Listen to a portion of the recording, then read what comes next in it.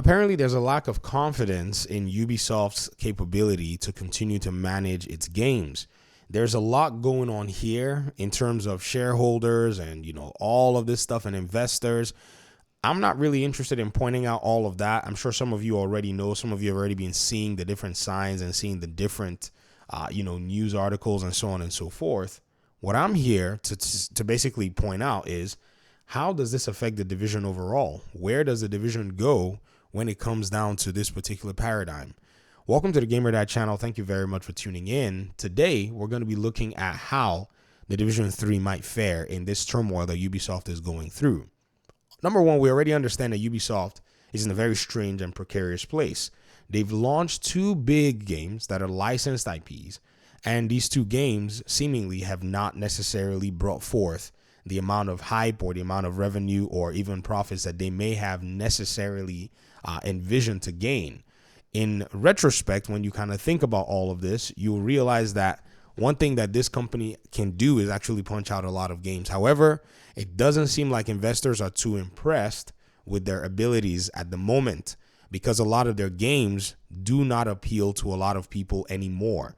Their CEOs, their executives, their designers, their developers, their writers have made statements that have not necessarily resonated with fans. In fact, one of their executives said, people needed to get comfortable, to not own their games, something along the lines of that. Basically, they want to be able to, the crew a lot of their games, like take it offline whenever they want and such. And people were like, okay, if we're going to get comfortable with not owning our games, then you have to get comfortable, to not get any of our money. And apparently it seems like, people are, are paying back in terms of kind. And these execs need to sometimes shut their mouths when it comes to their brand. You have those intentions, right? You don't want to actually allow people to own your games, but you go out there and you say it. How do you sell somebody a game and then tell them, oh, well, get comfortable not owning it? We all know that y'all would love, to be able to own the IPs and the license and do whatever you want with it, but that transaction doesn't really work out for a lot of people, and not even in today's economy. So Ubisoft, number one, can take the approach of being much more consumer friendly. Can you imagine that, having to tell this company to be much more consumer friendly and allow for people to actually have access to the games that they purchase without any shady practices behind them? And I think just this alone will probably help. The second part is the politics of Ubisoft itself.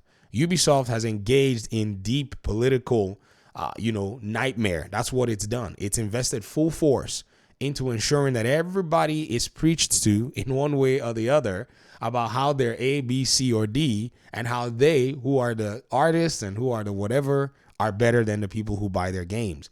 This is a very, very terrible stance to take, and I think right now they're gonna be reaping the fruits of that for the most part. Now, keep in mind, Ubisoft had done okay in some games back and forth. It's not like saying that, they've been going downhill. They'd seen some rises. They'd seen some games that had actually been able to sell and done okay. However, I think they're in the middle of a tactical, I would say, how do I put it, tactical setback. And all of these are no longer playing to their favor. There's already a campaign within gaming where gamers now believe that they're able to win all these battles that they are somewhat fighting. I don't know what it is that they're fighting, but it seems like they're actually doing it. They're ignoring these games and these developers and basically showing that they have the power, which honestly, gamers have always had the power. They've always been in a position to be able to affect change. And I think right now they're exercising that power. And I think if the executives will remember who their, bosses truly are, they'll be able to take advantage of that. You see, what's going to happen is, everyone thinks, especially the Western developers, they've enjoyed so much of, gamers basically taking their nonsense, coming out with broken games or, some, whatever it is, the weirdness that they're doing. And I think they got super comfortable with it. And now I think what's going to happen is the East is going to now come out and basically take this money away from their hands, because this is the age and this is the time where money is not going to basically be shelled out to you easily. And even those in the West that are doing good work are getting paid. Don't get me wrong. Look at Space Marine and its launch. I cannot believe that Tom Clancy's The Division is not launching in 2024, nor did it launch in 2023. Like, does that make any sense to you guys? Think about it. Division 1 2016, Division 2 2019. And here we are 5 years later, and possibly having to wait more for another Division game, when this is basically the community that would have basically continued to carry them as their other games, basically dwindle down. This is their single player games, and they have a community and they have content that they can pretty much put in front of us. They can market and cross market a lot of their games through a game like The Division. Yet we're sitting here where they've abandoned their community, past 2 different games. Another crazy thing is a lot of people are not confident that Julian Garrity can do the job with The Division 3.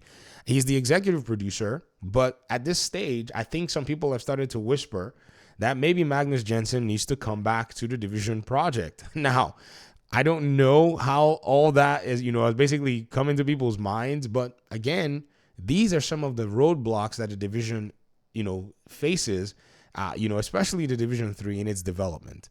So I thought I'd point them out in this video. I'd love to hear what you think in the comment section, because all of this is pretty important. Because to be honest, players are at the point where they don't think if they don't get a good game, well, they know they don't get a good game or a game that they, want, a game that appeals to them. Many of them don't see any reason to actually play the game, at launch. Some people have sworn that they're not going to buy a Division 3 game. And trust me, there's a lot of resolve, and there's also a lot of games at this moment in time, and possibly will be more games that will keep people's attention until they just watch out to see how the Division 3 is handled. But right now, the confidence is not really high, and that's actually sad. Thanks for watching the video. Peace out.